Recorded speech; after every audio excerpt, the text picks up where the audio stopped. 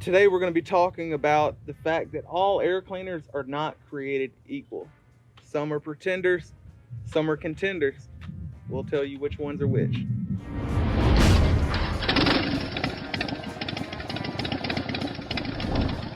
So today's video is about the difference between an OEM air cleaner, the wannabe performance air cleaners, like the Extreme Flow, and what are some of the other names? The hyperventilator. Yeah, and a true performance air cleaner.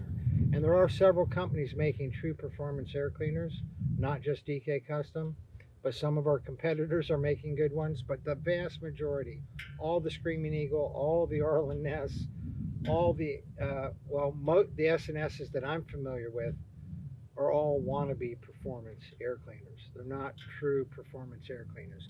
So we're going to talk about the differences between the wannabes and the genuine article. Yeah.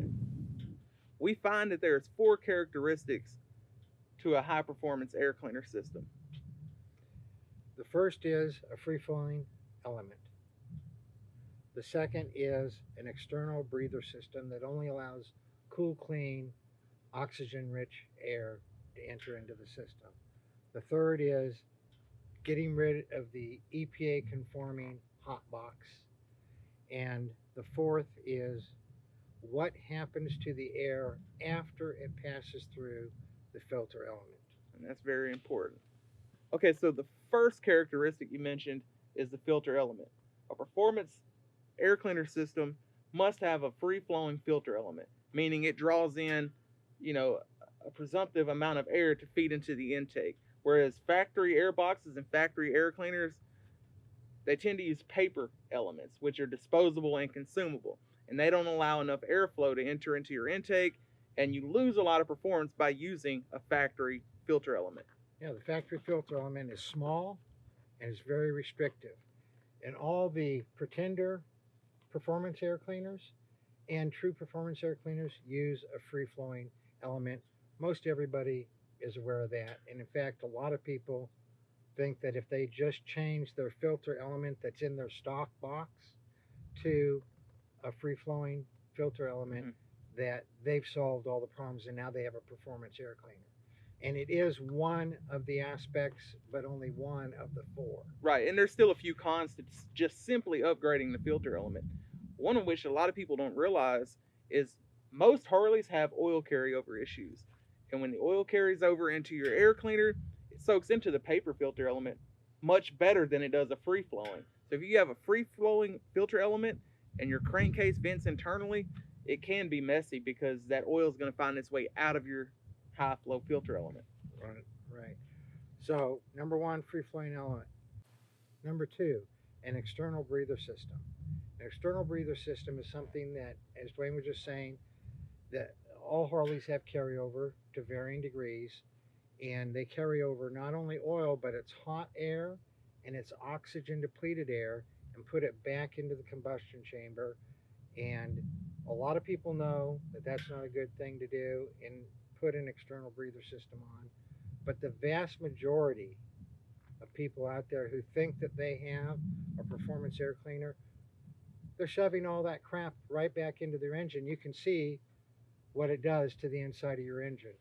It reduces performance and it makes your tune unstable because as the carbon builds up on the pistons, it changes your compression ratio, and the tune that worked last year no longer works this year, and you have to get it retuned.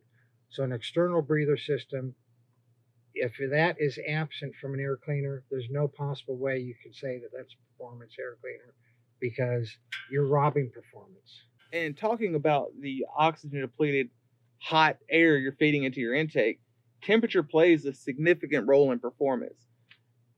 Going back to just simply upgrading the filter element, if you're still using the factory air box, that factory air box is a hot box. It's trapping that heat and it's not allowing it to dissipate, and you're losing performance based on the design of the factory air box.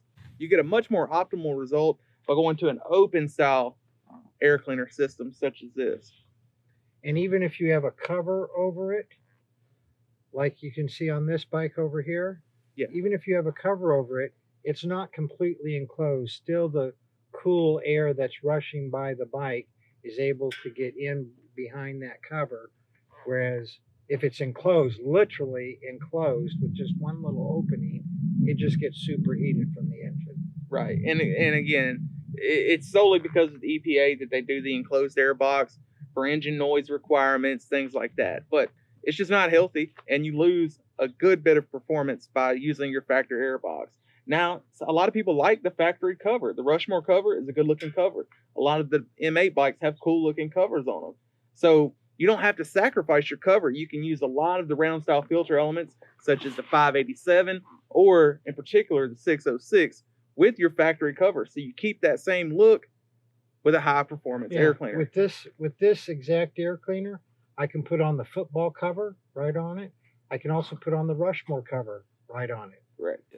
And you Sportster guys, you're not left out because we have the 828, which is a high flow performance system that reuses that ham can cover that you find on most Sportster models. It can use it. You don't have to use it, but you have that option of using it. Absolutely. So the fourth thing that I've never even heard anybody else talk about, and it's incredibly important, is what happens to the air after it passes through the filter element. Now we know that an engine runs best the more air can get into the combustion chambers quickly, so that you can get a complete charge into the combustion chambers. So you want that air to be flowing as quickly and smoothly as possible into the combustion chambers. And there's just thousands and thousands of hours on YouTube and spent reading different posts and forums where people are talking about how big the filter element is, how free flowing it is. More and more people are understanding the importance of external breather systems. But nobody is talking about one of the most important factors, and that is, how does the air flow after it gets past the filter element and is on its way into the combustion chamber? Right. And this isn't as important on older bikes, carbureted bikes, or, like on older cars you find with a big air box, they draw in a bulk amount of air and it sucks, a gross amount into the intake. With a fuel injected bike, the way the fuel mapping is, you want a measured, uniform amount of air being fed into your intake for optimal performance. On a fuel injected bike, which all the Harleys are since '07, you want that air flowing as smoothly with the least amount of turbulence and as quickly as possible through the throttle body, through the intake manifold, and into the combustion chamber. That's right. So what happens after it passes through the filter element is incredibly important. Now let's look at a couple pictures here of the inside of different air cleaner intakes, and just imagine what that air is doing to make its way around all of these tubes and finally get into the combustion chamber. And a lot of people do this because they're doing external breather systems, and it's good that they're doing an external breather system because they're not feeding all that crap into the engine. And it's good for the longevity. This is not good for performance. Yeah. It is interrupting the flow of the air. You want as smooth of a flow of air, least amount of turbulence as possible for that air to get into the combustion chamber. Now, we have done a lot of testing on this, and on most DK Outlaw air cleaners, the air flows faster by 34% than it does on Screaming Eagle air cleaners, Arlen Ness air cleaners, including the Big Sucker, S&S air cleaners, and almost every other air cleaner out there. And it's because of the way that we make the air cleaner. It's not the least expensive way to make it. It actually is much more expensive the way we make it. It takes a lot more time to make it the way we do. If you want to get the most performance out of your air cleaner, then you want to have a free-flowing, speedy, non-turbulent flow of air going into that combustion chamber.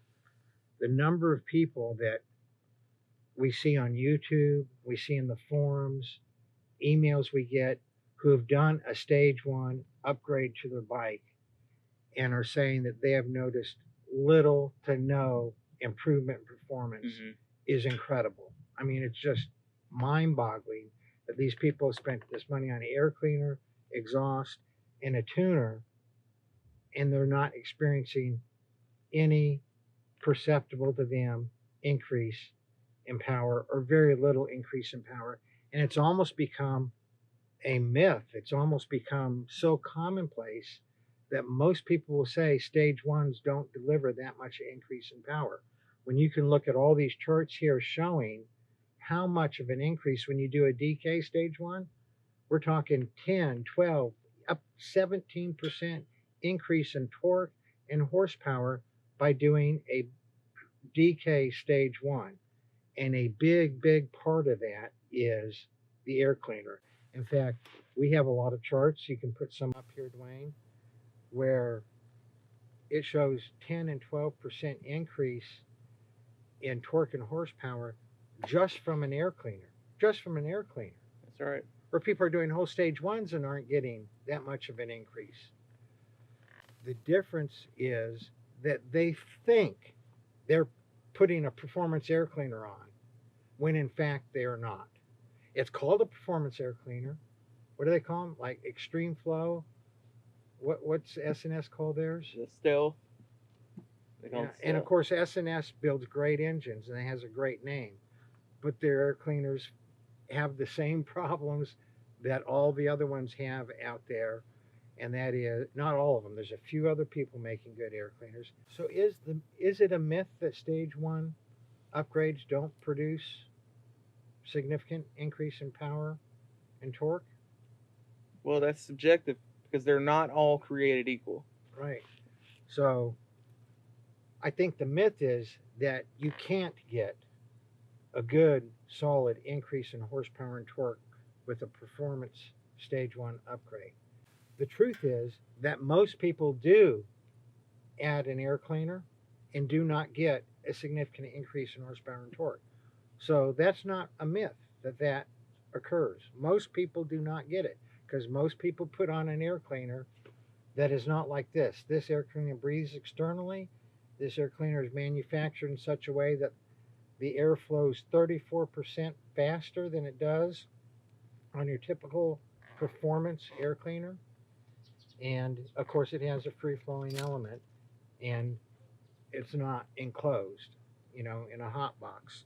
So those four things that make up a good air cleaner, free-flowing element, external breather system, get rid of the hot box, and have the air flow smoothly and quickly once it gets past the filter element, which you don't hear.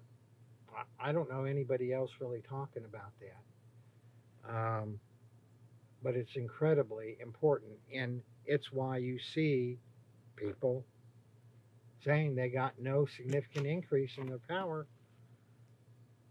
But then you can look at the people who are running our air cleaners and they go, oh, they got a big bump in horsepower and torque. They can feel it. They can really feel it. It's a significant difference. When you get a 10% increase, 12%, sometimes 15, 17%, that's a significant increase that you can absolutely feel when you're riding. If you like the video, hit that notification bell so you'll be updated when our next video comes out. Subscribe to our channel if you haven't already. It helps us out a lot. It's free. It doesn't cost you anything. Yeah, and share this video with your friend.